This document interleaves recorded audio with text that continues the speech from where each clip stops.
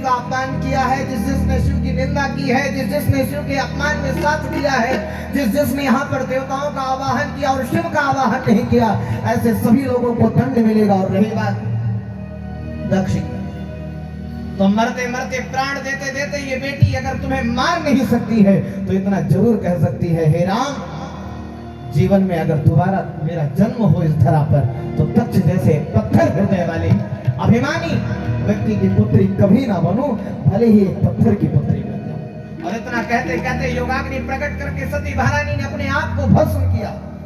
ये सूचना जैसे ही बोध बावन भोलेनाथ के पास पहुंची, बोध बावन भोलेनाथ ने एक जटा उखाड़ कर जैसे ही प्रकट किया तो वीरभद्र प्रकट हो गए।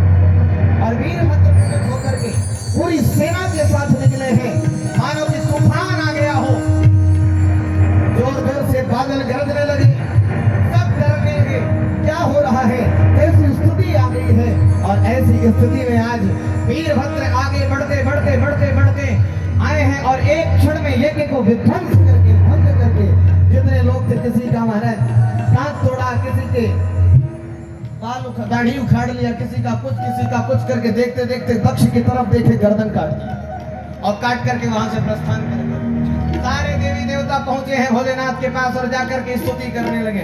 भोले बाबा ध्यान नहीं देते हैं और स्तुति करते करते बाद में उन्होंने कहा, प्रभु आज के बाद यज्ञशाला में जो कुछ भी पूजन में बचेगा सामग्री, वो सामग्री आपकी होगी। भोले बाबा ने कहा, जोई राम सोई राम, वैसे ही ना मिले तो बची हुई नहीं मिल जाए, ठीक है। इसीलिए यज्ञ मंडप में जो सामग्री बचती है उसे कभी घर नहीं रखना चाहिए। कोई भी आप पूजन कराइए और उस पूजा के निमित्त निकाली हुई सामग्री दोबारा उठा करके अपने बर्तन में, अपने या किसी भी बॉक्स में, टिफिन में, जहां भी आप उसे रख रहे हैं वहां मत रखिए। उसको तुरंत वहीं से शिव को प्रेषित कर दीजिए, समर्पित कर दीजिए। वो आपका नहीं होता है, उस पर आपका अधिकार नहीं रह जाता। बची हुई सामग्री भोलेनाथ की होती है, उसे समर्पित कर दीजिए भोलेनाथ को। भोलेनाथ प्रसन्न हो गए, आए, ठीक है कराइए यज्ञ, अब संपन्न करवाते हैं। बोले यज्ञ तो तब संपन्न हो जब यज्ञ की यजमान कुशल हो, प्रसन्न हो। बोले इनको क्या हुआ? बोले गर्दन तो है ही नहीं, यज्ञ कैसे करेंगे, पूजन कैसे करेंगे? तो बकरे का सर लगा दिया। और बकरा क्या बोलता है? बकरा बोले मैं, तो मैं का मतलब अभिमान। आप कभी भी हम और मैं जब बोलते हैं तो देखिए मैं में कितना अभिमान। मैं ये कर लेता हूँ, मैं वो करता हूँ, मैं यहाँ जाता हूँ, मैं वहां जाता हूँ, तो मैं में कितना अभिमान दिखाई पड़ता है। मैं और मेरा ये दोनों अभिमान का प्रतीक होता है, और हम और हमारा ये अभिमान का प्रतीक नहीं होता।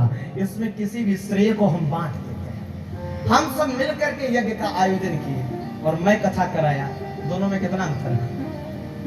मैं कथा कराया या हम सब मिलकर कथा कराया, दोनों में अंतर है कि नहीं है? दोनों सुनने में बड़ा कि कौन सुनने में अच्छा लगता है। हम सब मिलकर के कुछ करते हैं तो सुनने में अच्छा लगता है। मैं किया, सुनने में कभी अच्छा नहीं लगता। अगला आदमी तो नहीं सुन सकता, अच्छा लगेगा ही नहीं, भले ही हाँ हाँ कर दे, पर सुनने में अच्छा नहीं लगेगा।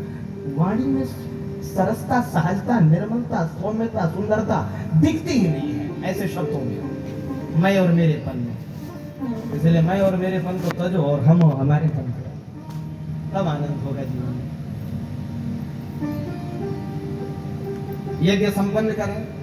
सती महारानी ने बारंबार यही कहा था कि जन्म हो तो पत्थर की पुत्री बनूं, पर पत्थर जैसे हृदय वाली की पुत्री ना बनूं। तो हिमाचल राज के यहाँ जन्म लेती है, जहाँ पर उनका नाम पड़ता है पार्वती। और ये जगत जननी जगदम्बा दुर्गा पार्वती महारानी जन्म ली है। और जन्म लेते ही उनके यहाँ पर आगमन होता है श्री नारद जी महाराज का। वो संत ही जीवन को दिशा प्रदान करते हैं।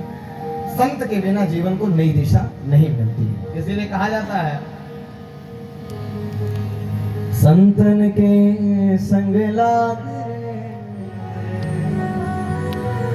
संतन के संग लाग,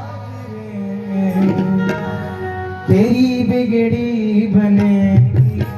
संतन के संग लाग, तेरी बिगड़ी बनेगी। संतन के संग लाग, तेरी बिगड़ी बनेगी।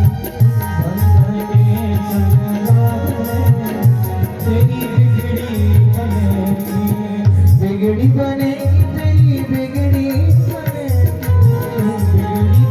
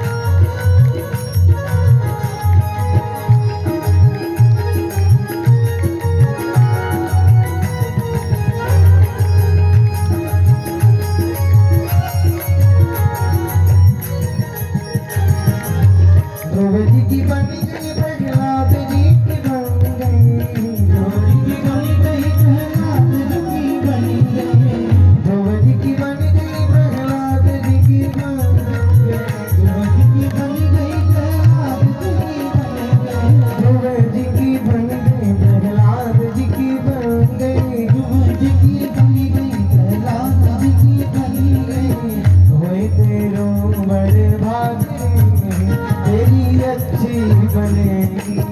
होए तेरो बड़े भागे, तेरी अच्छी बनेगी। संतन के संग लागे, तेरी अच्छी बनेगी।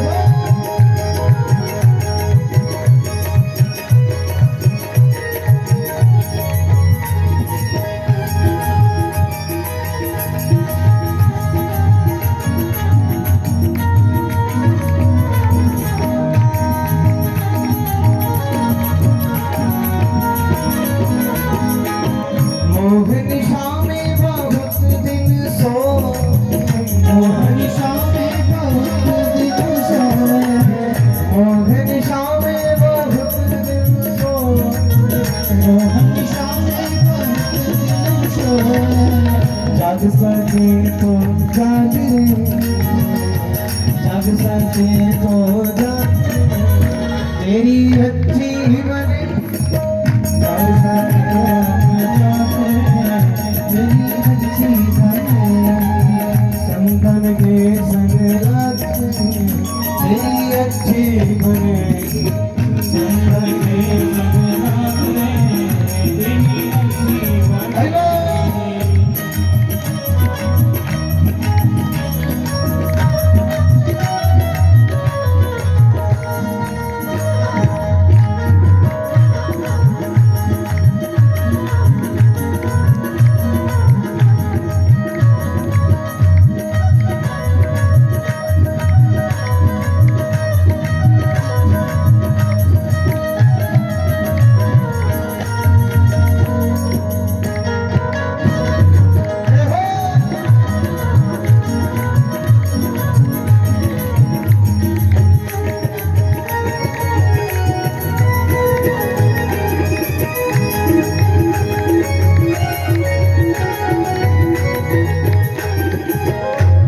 कबीर सुनो भाई साधो, कहत कबीर सुनो भाई साधो, सुनो भाई साधो, सुनो भाई साधो, सुनो भाई साधो, सुनो भाई साधो। कहत कबीर सुनो भाई साधो, कहत कबीर सुनो भाई साधो। मैं तेरो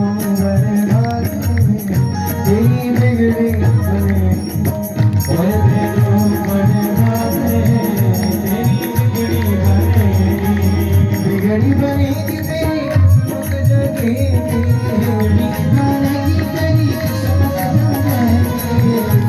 जाएगी, तेरी समझ झूलेगी, समझ जाएगी तेरी समझ झूलेगी। संगन के संग लागे, तेरी अच्छी बनेगी। संगन के संग लागे, तेरी अच्छी बनेगी, तेरी अच्छी बनेगी, तेरी अच्छी बनेगी, तेरी अच्छी बनेगी, तेरी अच्छी बनेगी, तेरी अच्छी बनेगी, तेरी अच्छी बनेगी, तेरी अच्छी बनेगी, तेरी अच्छी बनेगी, तेरी अच्छी बनेगी, तेरी अच्छी बनेगी, तेरी अच्छी बनेगी, तेरी अच्छी बनेगी, तेरी किस्मत जगेगी, तेरी किस्मत जगेगी, तेरी किस्मत जगेगी, तेरी किस्मत जगेगी, तेरी किस्मत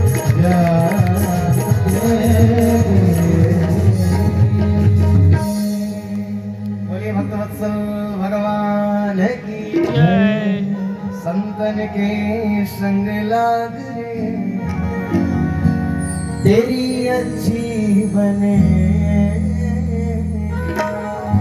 ये संतों की महिमा है। कल इस कथा का पहला उत्सव हम सभी मनाएंगे। हाँ, वैसे तो हम शिव पार्वती विवाह दूसरे दिन करवा देते हैं, पर कल हम कथा कर नहीं पाए। और प्रसंग आगे बढ़ नहीं पाया तो इसीलिए हमको समय एक दिन बढ़ाना पड़ा। कल प्रथम उत्सव होगा, वो उत्सव नहीं, वो महामहोत्सव होगा, शिव पार्वती विवाह महामहोत्सव। श्रद्धा और विश्वास का मिलन हम सभी लोग कराएंगे। तो इसमें आप सभी लोगों को हम निमंत्रित करते हैं, निमंत्रण देते हैं। अभी तक आमंत्रण इसलिए देते थे क्योंकि हम भोजन की व्यवस्था नहीं रखते थे, लेकिन इस बार प्रसाद की व्यवस्था है। तो प्रसाद की व्यवस्था है तो इसका मतलब विवाह में बाराती बनकर आएंगे तो ऐसा नहीं है कि भोजन नहीं पाएंगे। हाँ, हो सकता है कि वो बफर सेट हो, पर भोजन जरूर रहेगा। तो भोजन प्रसाद जरूर होगा, इसलिए निमंत्रण देते हैं। भेज रहा हूँ स्नेह निमंत्रण भक्तवर तुम्हें बुलाने को, ऐ राम कथा के रसिक भक्तों तुम भूल न जाना आने को, तुम भूल न जाना आने को। आप सभी लोग पधारिए, और आप अकेले नहीं। संख्या बहुत कम दिखाई पड़ती है और पांडाल को देख करके तो लगता है संख्या बहुत ही कम है, लेकिन है नहीं कम, लोग तो ही हैं और धीरे धीरे बढ़ेंगे। लेकिन कल तो उत्सव है, कल के लिए थोड़ा प्रयास कीजिए आप सभी लोग, लोग बढ़े। उत्सव तो तब आनंद आता है जब ज्यादा लोग हो और सबके अंदर उत्साह हो, तब उत्सव का आनंद। तो सभी लोग उत्साह के साथ आएंगे उत्सव मनाने के लिए। आप सभी लोग पधारे, आप स्वयं आवे। कार्ड मिला कि नहीं मिला? मिला? दिखाओ कार्ड। ये दो हाथ दिखा दिए कुछ लोग। इसका मतलब जानते हैं क्या है? एक कार्ड आपके लिए मिला, एक आपके अड़ोसी पड़ोसी के लिए मिला है, नाते रिश्तेदारों के लिए मिला है, सगे संबंधियों को लिए मिला है, मिलने जुलने वालों के लिए मिला है, जानने पहचानने वालों के लिए मिला है।